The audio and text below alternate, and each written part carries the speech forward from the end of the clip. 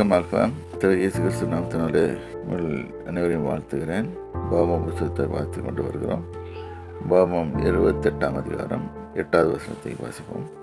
கர்த்தர் உன் களஞ்சியங்களையும் நீ கையிட்டு வேலை செய்யிடும் எல்லா வேலைகளிலும் உனக்கு ஆசீர்வாதம் கட்டளையிடுவார் அப்படின்னு போட்டிருக்குது.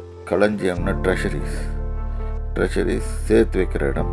களஞ்சியங்களும் நீ கையை விட்டு எந்த வேலை செய்தினாலும் அந்த வேலைகளிலும் உனக்கு ஆசீர்வாதம் கட்டளையிடுவார்.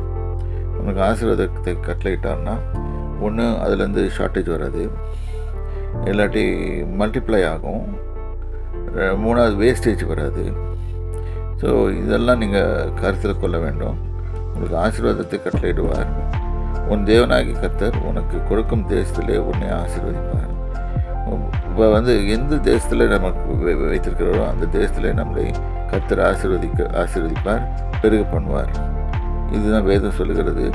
இது கர்த்தருடைய வார்த்தைகளை கேட்டு நம்ம நடக்கும்போது, ஆகவே எல்லா பிரியமானவர்களே, நீங்களும் இதை முயற்சி செய்யுங்க. உங்கள் வாழ்க்கைகளை அப்படியே அமைத்துக்கொள்ள கர்த்தர் உங்களை ஆசீர்வதிப்பார்.